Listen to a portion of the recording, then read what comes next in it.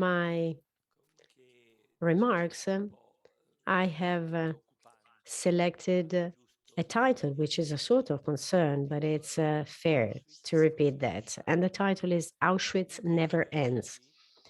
I believe that we are living in a very dangerous world that must push us to rethink the very challenge of Gariwo and the role of the guardians of the righteous in the society. I believe that we are called to great responsibility that I will try to explain. We need to make the guardians of the righteous become all over the world the moral support of the Convention Against Genocide that was required by Lemkin, because there are bad signs in the world. In Kalisz, Poland, where King Boleslav in 1264 passed a code of welcome hospitality for the Jews, and it was an important thing for the Jews. A horrible demonstration took place where they demanded to expel Jews from the country and to repeat what Gomulka did in Poland in 1968 after Shoah. And I would like to recall a slogan that was shouted in the place. Policemen, let your hand not betray us. Do us a favor, trench our enemies, migrants, LGBT, pederasts, Zionists, who are the enemies of Poland. Get out of our country. Go to Brussels. And then we are seeing what is happening in Afghanistan. We have indeed witnessed a defeat, an actual defeat of humanity, and of all women especially, as Liliana Segre reminded us. In this country, little girls can no longer go to school, and women can only move in the streets accompanied by men, as if they were dogs on a leash. And the world is not speaking about Afghanistan. In Russia, on the 25th of November, a meeting of Supreme Court of the Russian Federation will be held, which will ask to outlaw Memorial, the organization that since Gorbachev's time has documented the victims of gulags. And you know that among the faults of this organization that are being reported is that of polluting the spirit of youth.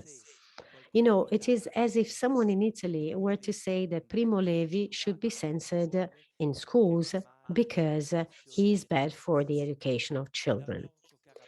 In Nagorno-Karabakh, once again, the Armenian people have been humiliated amid general indifference. The Armenian issue has not become international. There was no pietas. There was no involvement. Everything just took place amid general silence. China is threatening to invade Taiwan. And I believe that the world will passively watch these threats as it did in Budapest in 1956. I don't believe that people will die for Taiwan. A genocide is taking place against Uyghurs who are locked up in re-education and concentration camps in China. Totalitarian censorship prevents any possibility of documentation and information. And I would like to remind everybody something shocking that I was told yesterday by Gebert.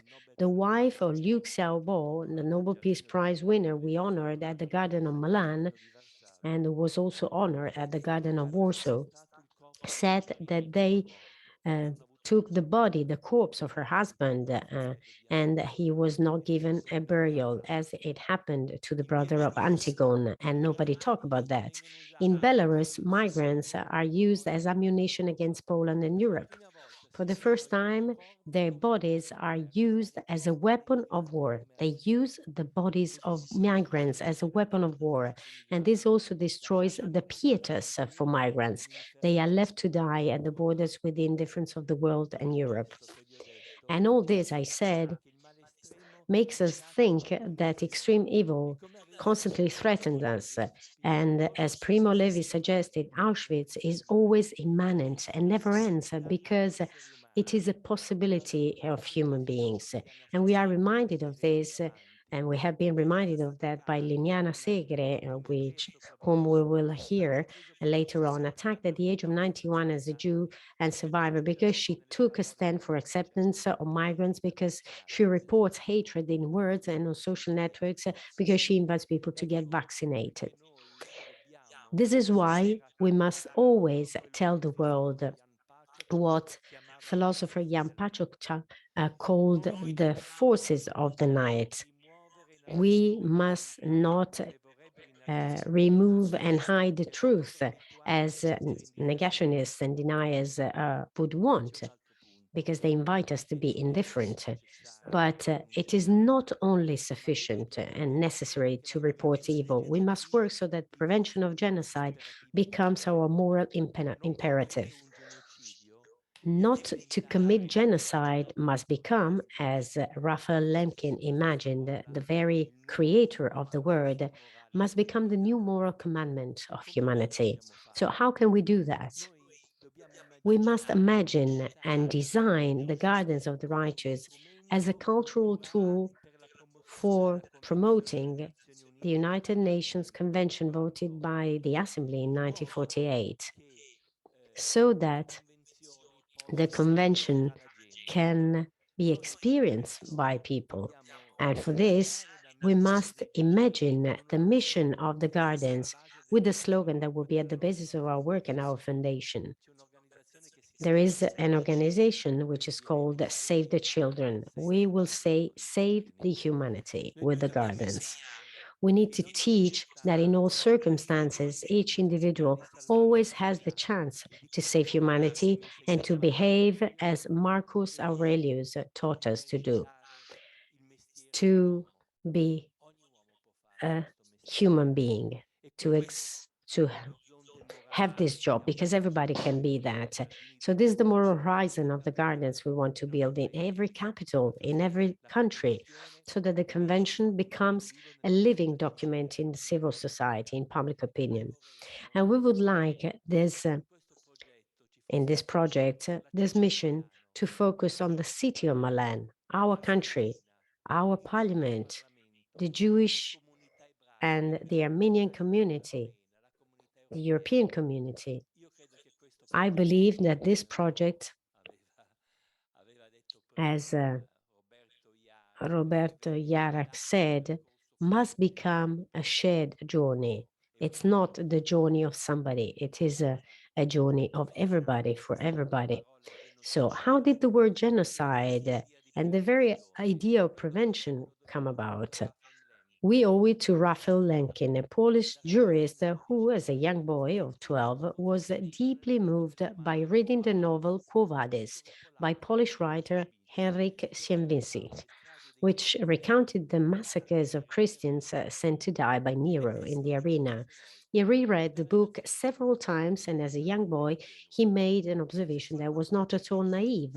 If any of those Christians condemned to death in general indifference for the sole reason of believing in Christ had by chance turned to a policeman of the time for help, they would never have received protection. And he said, why was there never any policeman who came to the rescue of Jews during pogroms and Armenians during the massacres in Turkey? And then Lemkin also posed new questions. Why was the young Armenian Teleran forced to take justice into his own hands in Berlin in 1920 when he killed Talat Pasha, the Turkish interior minister, massacres of Armenians while the international community was passive? And why in Paris in 1926 did Shalom Schwarzbard, a Jewish tailor whose parents had died in a pogrom in the Ukraine, emulated Talleyrand's gesture and killed the Ukrainian War Minister Simon Petliura, who had been personally blamed for those massacres? So why had these two people take justice in their own hands and the world didn't do anything?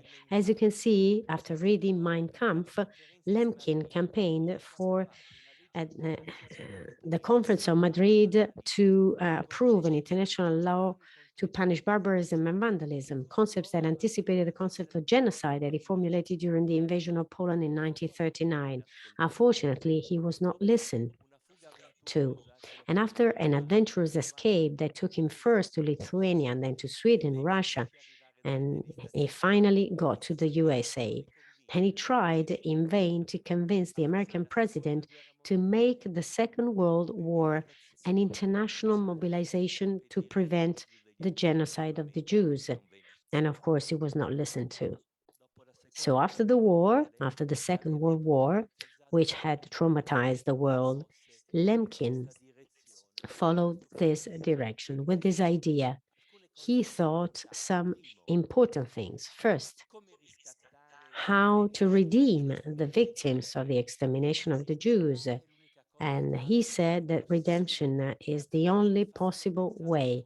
And they needed to do that only looking ahead and with a law that banned genocide. And the reparation for the most terrible of griefs was only possible by looking ahead and pushing the world towards a new direction. And for this project, Lemkin thought all humanity had to be united, making it clear that the destruction of one part did not just affect a minority, but rather impoverished the whole of humanity. Those who hurt the others, as Socrates had argued a lot of time before earlier, hurt themselves as human beings. Lemkin thought that it was necessary for this project to have the unity of everybody, because if an instrument is missing in an orchestra, the music would lose notes. And he tried to explain that the extermination of the Jews had affected everyone, not only the Jews. It had impoverished the humanity, as it had happened with the extermination of Armenians and other minorities, because any forms of hatred not only affects a part, but rather the entire humanity.